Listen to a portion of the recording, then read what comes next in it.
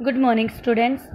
आज हम हिंदी पाठ्य पुस्तक में पाठ 8 पढ़ेंगे जिसका नाम है गोपी पढ़ने लगा। गोपी का घर लखनऊ में था। घर के निकट ही उसका स्कूल था। निकट होता है बच्चों पास। गोपी का मन पढ़ाई में नहीं लगता था। वह हर समय खेलना चाहता था। एक दिन गोपी स्कूल जा रहा था। रास्ते में सड़क के किनारे एक गाय चर रही थी। गोपी ने गाय से कहा, आओ हम खेलें। गाय ने कहा, मैं चर रही हूँ, शाम को मुझे दूध देना है, मेरे पास खेलने के लिए समय नहीं है। गोपी यह सुनकर आगे चल पड़ा। आगे उसे एक चिड़िया दिखी। गोपी ने चिड़िया से कहा, आओ हम मिलकर कुछ खेलें। चिड़िया ने नए में सिर हिलाकर कहा, देखो मैं घोंसला बना रही हूँ, इसलिए मेरे पास खेलने के लिए समय नहीं है, तुम किसी और के साथ खेलो। बच्चों यहाँ पे देखो, आपको पिक्चर में भी दिखाई दे रहा है, गोपी एक बच्चे का नाम होता है जो लखनऊ में रहता है और उसका घर स्कूल के पास ही था। लेकिन गोपी का मन पढ़ाई में बिल्कुल भी नहीं लगता था और वह हर समय खेलना चाहता था।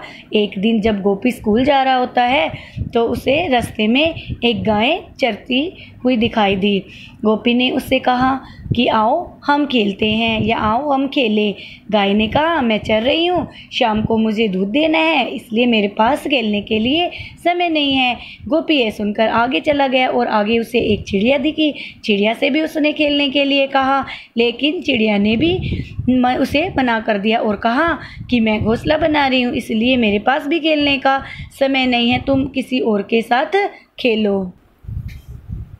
गोपी आगे चल पड़ा। उसने आगे मधुमक्खियों को फूलों पर मंडराते देखा। गोपी बोला, मधुमक्खियों मेरे साथ खेलो। मधुमक्खियों ने उत्तर दिया, अरे भाई क्या देख नहीं रहे हो, हम शहद इकट्ठा कर रही हैं, हमारे पास खेलने के लिए समय कहाँ है। गोपी ने सोचा, सभी काम कर रहे हैं, किसी के पास खाली समय ही नहीं है, फिर क्या मैं ही निकम्मा हूँ जो यूं ही समय नष्ट कर रहा हूँ। मैं भी पढ़ाई करूँगा, मैं भी निकम्मा नहीं रहूँगा। यह बात दिमाग में आते ही वह तेजी से दौड़ा और स्कूल जा पहुँचा। उस दिन से वह मन लगाकर पढ़ाई करने लगा। उसे पढ़ाई में आगे बढ़ता देखकर अध्यापक व छात्र हैरान थे। एक बच्चे ने उससे पूछ ही लिया, गोपी तुम्हें पढ़ाई की धुन कब से सवार हुई। वह बोला, जब से मैंने गाय, चिड़िया, मधुमक्खी सभी को काम करते देखा। तो बच्चों इस पाठ से हमें क्या शिक्षा मिलती है?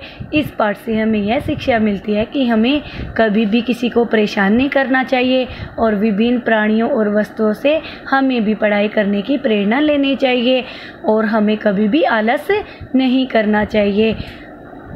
तो बच्चों आज का हमारा यह पाठ यहीं पे ख़त्म होता है। आप इस पाठ को अच्छे से पढ़ लेना और समझ भी देना। अब हम करते हैं शब्दार्थ। निकट होता है पास, न में सिर हिलाना मना करना, मंडराना चारों ओर चक्कर लगाना, उत्तर होता है जवाब, हैरान होता है अचरज में होना, धुन सवार होना मन में लगन पैदा होना। बच्चों अब हम इस पाठ के कठिन शब्द करते हैं। सबसे पहले बुक के ऊपर लिखेंगे कठिन शब्द।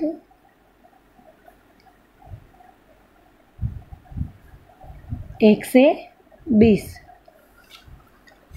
अब देखो निकट पे डाल दो 1 नंबर, अंडरलाइन कर दो और ऊपर नंबर भी डाल दो।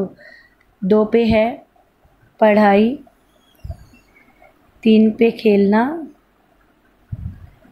4 पे रास्ते, 5 पे सड़क, 6 पे किनारे, 7 पे है सुनकर, 8 पे है चिड़िया, 9 पे है घोंसला।